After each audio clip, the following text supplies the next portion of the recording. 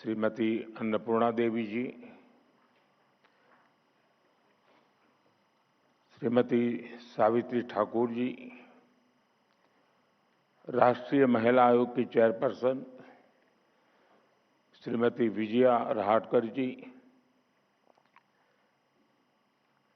यहाँ आप सबके बीच भी कई वरिष्ठ लोग बैठे हैं, सांसद है, विधायक है। हमारे लोकसभा के पूर्व स्पीकर आदरणीय मीरा कुमार जी भी हमारे बीच है।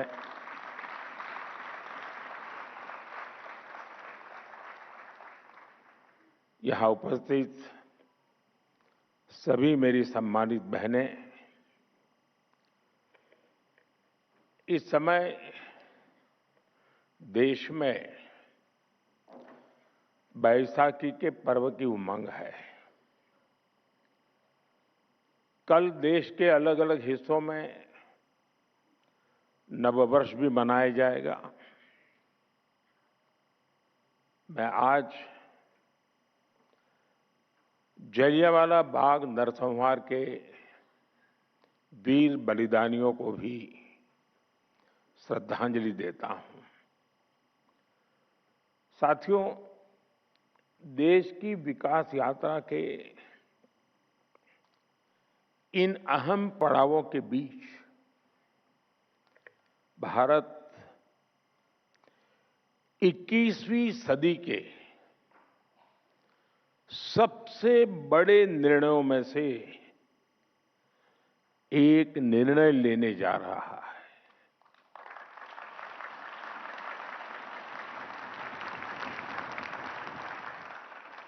मैं बहुत जिम्मेवारी के साथ कह रहा हूं कि 21वीं सदी के महत्वपूर्ण निर्णयों में से एक महत्वपूर्ण निर्णय ये है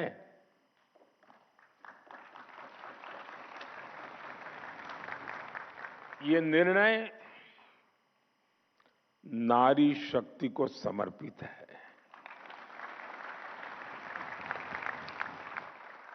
नारी शक्ति वंदन को समर्पित है। हमारे देश की संसद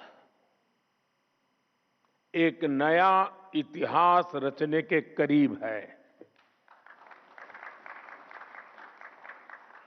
एक ऐसा नया इतिहास जो अतीत की संकल्पनाओं को साकार करेगा, जो भविष्य के संकल्पों को पूरा करेगा। एक ऐसे भारत का संकल्प जो समता मूलक हो, जहां सामाजिक न्याय केवल एक नारा न हो, लेकिन हमारी कार्य संस्कृति का, हमारे वर्क कल्चर का, हमारी निर्णय प्रक्रिया का स्वाभाविक हिस्सा हो। साथियों, राज्यों की विधानसभाओं से लेकर देश की संसद तक दशकों की प्रतीक्षा के अंत का समय 16, 17, 18 है।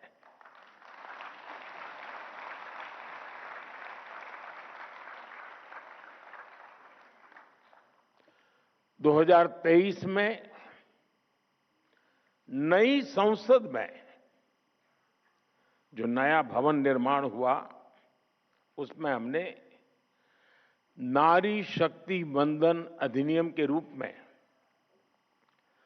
प्रथम कदम उठाया था।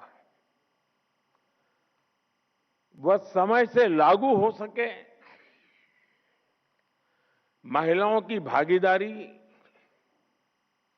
हमारे लोकतंत्र को मजबूती दे, इसके लिए 16 अप्रैल से संसद के बजट सत्र की विशेष बैठक का आयोजन होने जा रहा है। और उसके पहले आज नारी शक्ति वंदन का ये कार्यक्रम, मैं इसके लिए इस कार्यक्रम के जरिए हमें देश की कोटि कोटि माता बहनों का आशीर्वाद मिल रहा है। और मैं इस कार्यक्रम में आपको कोई उपदेश देने नहीं आया हूं, न ही मैं आपको जगाने आया हूं। मैं आज आया हूं आप सबके, देश की कोटि कोटि माताओं बहनों के आशीर्वाद लेने के लिए।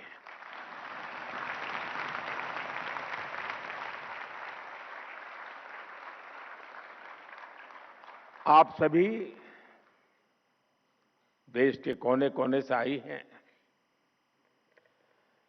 मैं आपकी इस उपस्थिति के लिए,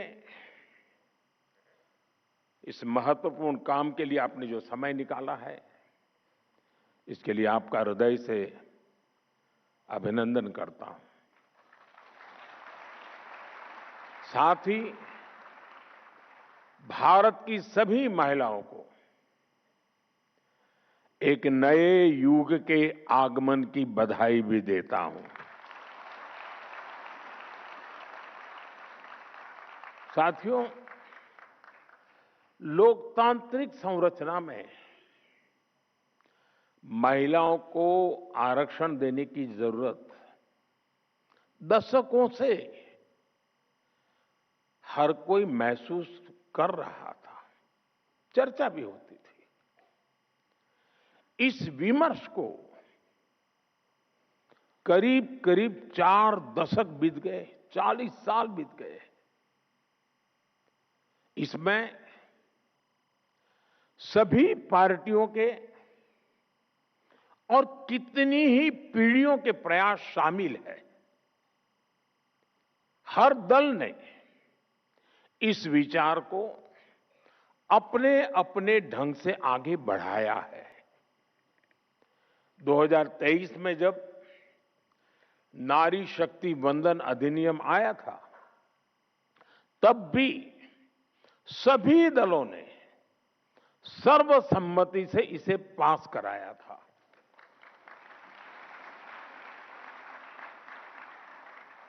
और तब एक सुर में ये बात भी उठी थी कि इसे हर हाल में 2029 तक लागू हो जाना चाहिए। ये बात सबने कही थी। कानून पारित हो लेकिन लागू न हो, ये सदन में किसी को मंजूर नहीं था। और खास करके हमारे विपक्ष के सभी साथियों ने मुखर होकर के इस बात पर जोर डाला था कि 2029 में ये लागू होना चाहिए। 2029 की समय सीमा को ध्यान में रखते हुए सरकार ने, क्योंकि विपक्ष ने जो बात रखी थी, हमारे लिए वो बात भी गंभीर होती है, और इसलिए हम लगातार विचार विमर्श करते रहे, मंथन करते रहे, नए नए रास्ते खोजते रहे। संविधान की जिनको ज्यादा अध्ययन है, ऐसे लोगों की भी सलाह ली, और 16 अप्रैल से संसद में इस पर व्यापक चर्चा भी होने जा रही है।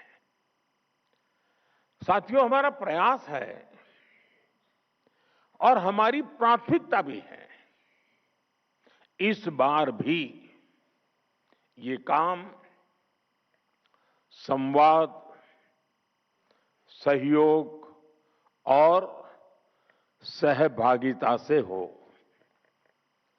और मुझे पूरा विश्वास है कि जिस प्रकार से इस अधिनियम को पारित किया गया था और संसद का, सदन का गौरव बढ़ा था, इस बार भी सबके सामूहिक प्रयास से संसद की गरिमा और नई ऊंचाइयों को छुएगी।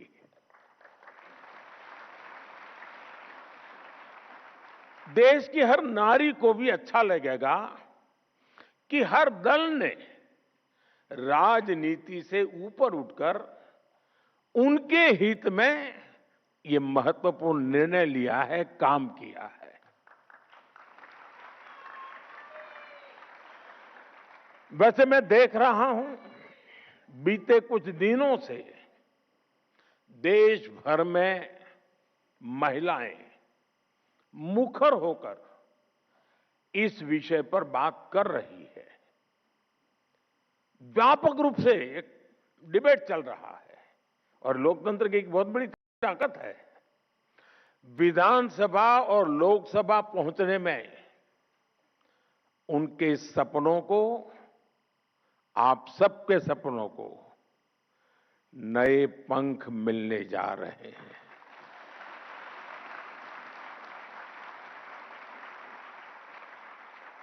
मैं अनुभव कर रहा हूं, देश में एक सकारात्मक माहौल बना है। साथियों, आजादी की लड़ाई से लेकर संविधान सभा के निर्णयों तक स्वतंत्र भारत की नींव रखने में